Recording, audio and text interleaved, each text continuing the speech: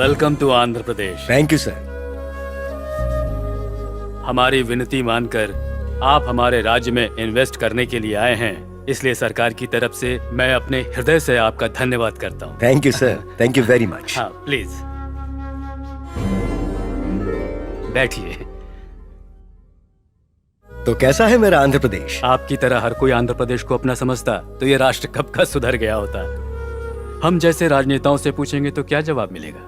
अगर सत्ता में रहे तो जवाब देंगे राष्ट्र तरक्की कर रहा है, विपक्ष में रहेंगे तो कहेंगे विनाश हो रहा है। ठीक नहीं है। भले ही आपकी सरकार ठीक काम कर रही हो, लेकिन सार्वजनिक क्षेत्रों में काम करने का तरीका बिल्कुल ठीक नहीं। शायद आप सारे रिपोर्ट्स देखकर ही बात कर रहे होंगे। नहीं, ये सर्वे मैंने करवाए हैं, इनकी रिपोर्ट देख के बता रहा हूँ। यहाँ की सरकारी स्कूल्स और सरकारी हॉस्पिटल्स में काम करने का तरीका बिल्कुल ठीक नहीं। मूलभूत संसाधनों की कमी वाले स्कूल्स और हॉस्पिटल्स हमारे प्रदेश में करीब 80% हैं। जी मानता हूँ। इंसान को जिस तरह अच्छे स्वास्थ्य की जरूरत होती है, उसी तरह अच्छे इंसान बनने के लिए शिक्षा की जरूरत होती है, लेकिन हमारे प्रदेश में इन दोनों की हालत बहुत खराब है।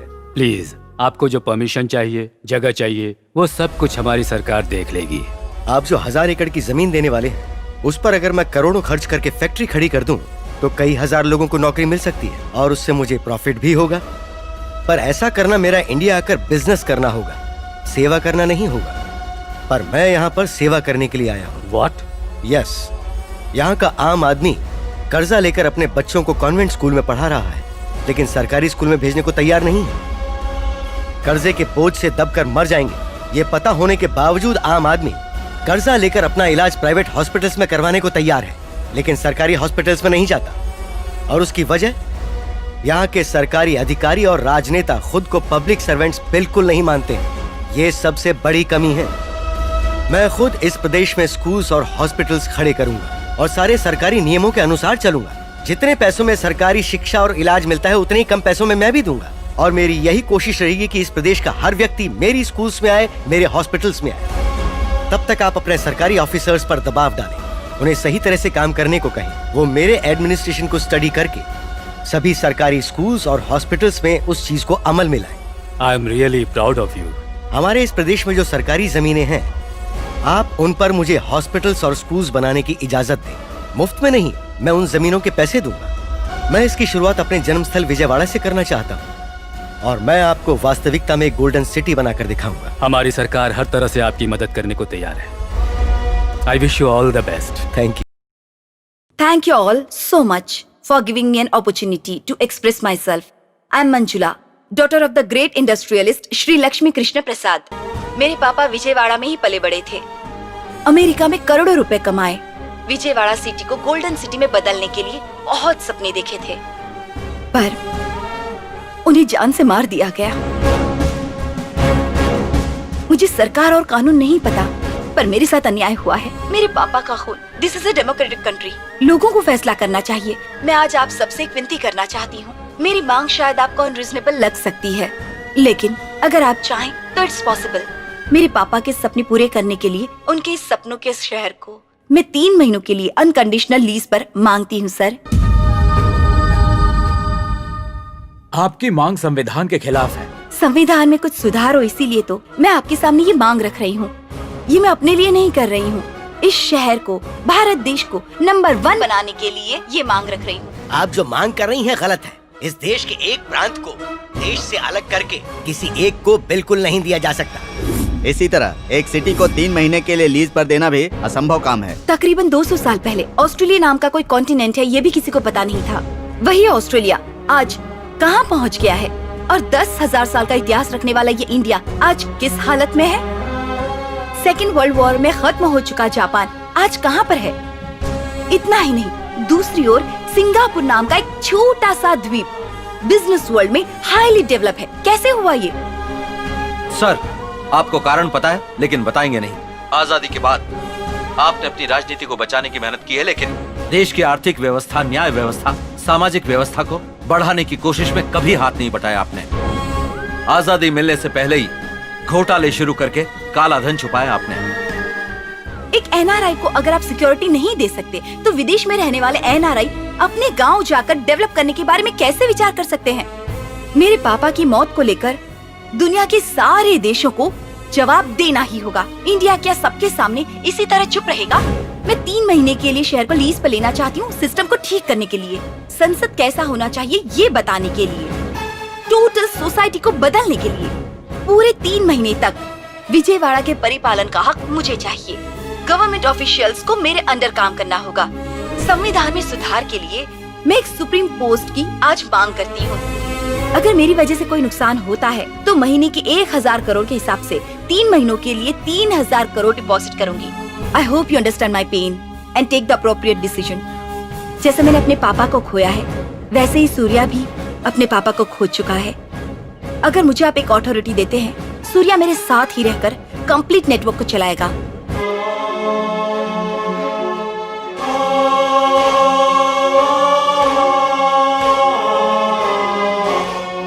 सिटी को लीज पे मांग रही है, जैसे किसी घर को रेंट पे मांग रही हो। गांव की प्रगति देश की प्रगति मानी जाती है। कुछ सालों पहले कुछ गांवों को गोद लेकर गांव की प्रगति की गई थी। उसी तरह विजयवाड़ा शहर को अगर लीज पर दिया जाए तो इसमें गलत क्या है? अरे कल तक पौंडीचेरी भी तो दूसरे देश के हाथ में भी तो था ना। अनाथ को दत्तक लेते हुए देखा है, बच्चों को भी दत्तक लेते हुए देखा है, लेकिन शहर को दत्तक कैसे ले सकते हैं भाई? यहाँ पर तो कमिश्नर, कलेक्टर, सरकारी लोग ही खून कर रहे हैं। अगर हमें बचना है तो ऐसे लोगों को सिर्फ 3 महीना नहीं 3 साल के लिए भी लीज पर देना गलत नहीं है। गलत नहीं है शायद, पर ये लोग सही करेंगे इसका क्या भरोसा। अगर ये गलत करते हैं तो इन्हें सजा दी जाएगी, ऐसा कोर्ट कह सकता था ना। ये लोग एक ही रात में हीरो बनना चाहते हैं, ऐसे कैसे हो सकता आप लोग शांत हो जाइए। देखिए, माफ कीजिए।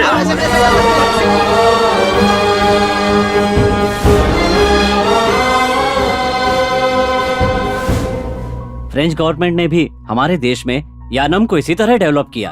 In the same manner, the residents like Daman and Diu, Pondicherry, Goa are still in the same position. They were decided to the central. Britain ने हांगकांग को 99 साल लीज पर लिया था। ये रहे उसके पेपर। भारत के इतिहास में पहली बार एक नए अध्याय की ओर जा रहा है सुप्रीम कोर्ट बेंच। अपने पिता को खोने के कारण मंजुला को जुर्माने के रूप में उनके मांगे हुए हिसाब से 3 महीने तक विजयवाड़ा को लीज पर दिया जाए, ऐसा कोर्ट ने फैसला सुनाया है।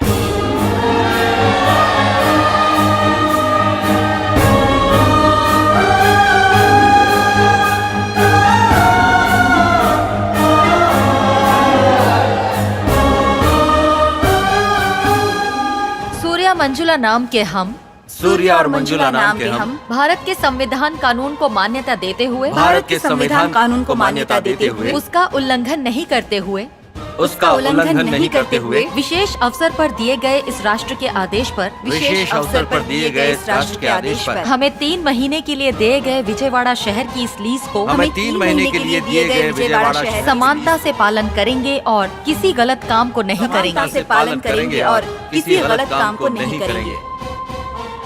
हम शपथ लेते हैं।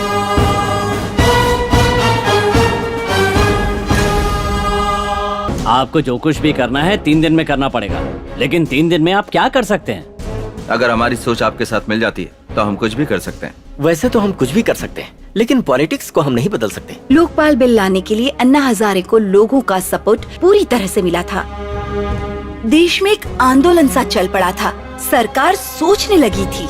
जितनी भी पार्टियां आई, जितनी भी सरकारें बनी, वो सब देश को कैसे लूटा जाए ये सिखाकर चली गईं। पॉलिटिकल लीडर, सरकार लोगों को धोखा देती ही रही। दोषी को डर नहीं, धोखेबाजों की कमी नहीं है। Total system is bad. System के साथ लड़ने के अलावा और कोई अल्टरनेटिव नहीं है। इस सिस्टम से मेरी लड़ाई शुरू हो चुकी है, but my war is on the system. Now it's beginning. जीना कैसे चाहिए बताती है भगवत गीता, रहना कैसे है बताता संविधान। पहले लिखे संविधान को आज संवारने की जरूरत है। आज समय की मांग है ये। लोगों का लिखा हुआ संविधान चाहिए जो कि नेताओं के लिए भगवत गीता बने। इन बचे हुए 3 दिनों में हमें मैनिफेस्टो की मदद से पब्लिक को सारी जानकारी देनी होगी, क्योंकि सिटी लीज फिनिश होने के बाद सब कुछ जैसा था बिल्कुल वैसा ही हो जाएगा। इस संविधान को लोग ही लिखेंगे, सरकार को उसे अमल करना होगा। आप जैसे IPS और IAS लोग जो डिसाइड करेंगे, ये मैनिफेस्टो संविधान में 4 चांद लगा देगा। ये विजयवाड़ा सिटी रोल मॉडल बनना चाहिए। Break the rules, make the rules.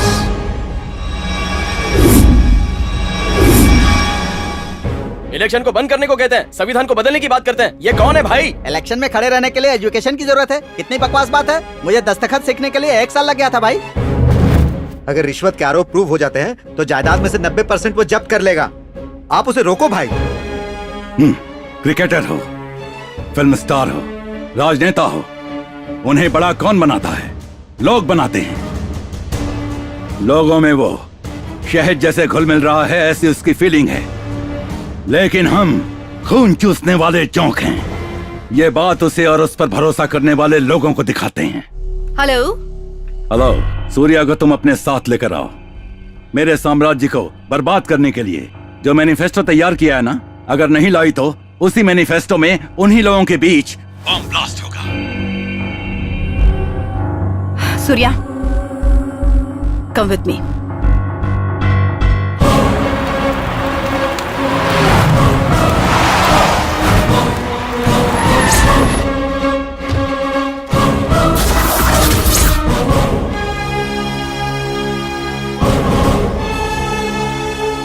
Surya, हम लोग जो मैनिफेस्टो करने वाले हैं उसकी वजह से हजारों लोग मारे जाएंगे, इसने ऐसी धमकी दी है। पहले तुम इसे देखो, इसका दिमाग घूमकर पूरी तरह से ब्लॉक हो जाए, इतना मारो। तुम्हारा टाइम शुरू होता है अब। जब से तेरे मेरे बीच में दुश्मनी शुरू हुई, हर मिनट में तेरे बारे में ही सोचता हूँ। तू कहीं और बम मत लगा, तेरे बगल में ही रखा हुआ है बम।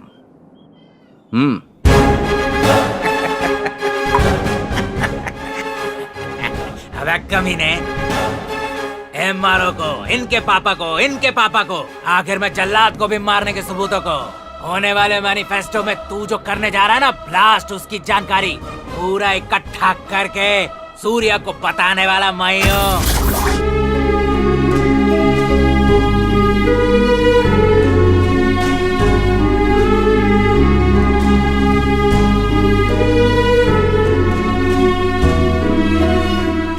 प्रभाकर,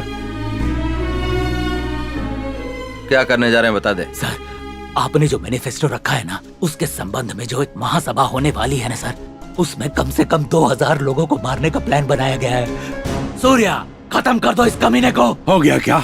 ऑलरेडी एक बार मर के जिंदा हुआ हूँ मैं, मौत से डर नहीं लगता।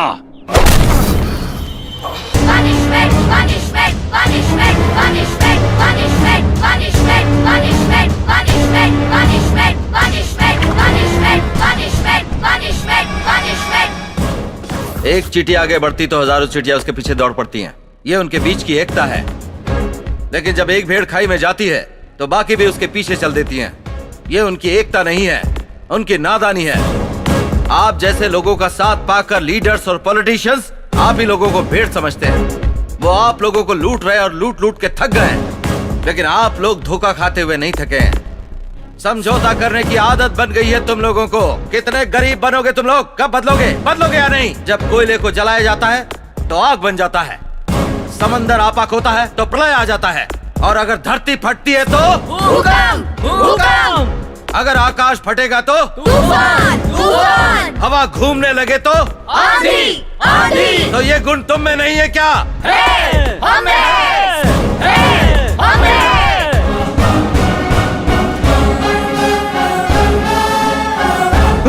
त्रेता युग में सिर्फ रावण एक विलन था। द्वापर युग में 101 कौरव विलन्स थे। पर इस कलयुग में ऐसे रावण और नरकासुर बहुत सारे लोग हैं। अगर हमें अपने आप को बचाना है तो लोग सवाल करने वाले होने चाहिए, ऐसे भीख मांगने वाले नहीं। सालों पहले लिखे संविधान में बदलाव नहीं आया तो जब तक ये दुनिया है हमें ऐसे ही मरते मरते जीना होगा। हमें जो चाहिए हमें ही लिखना होगा और उसके लिए सरकार पर दबाव डालना होगा और वो सब अमल करके कानून में लाना चाहिए। संविधान में ऐसे बदलाव के लिए आज ही अभी ही इस बात पर सोचना होगा। आज ही इसी वक्त पब्लिक के सामने प्रजा मैनिफेस्टो हमें ही तैयार करना होगा। नए संविधान को तैयार करना होगा। Punishment, punishment, punishment, punishment, punishment, punishment, punishment। संविधान के बदलाव के इस महायज्ञ को इसी की बलि के साथ शुरू करते हैं। तब ये विजयवाड़ा का पूरा शहर का शहर त्योहार मनाएगा। Punishment, punishment, punishment, punishment, punishment, punishment, punishment, punishment, punishment, punishment, punishment, punishment, punishment, punishment, punishment, punishment, punishment, मारना सलूशन नहीं है, संविधान को संवारना ही रेवोल्यूशन है, वही फाइनल डेस्टिनेशन है।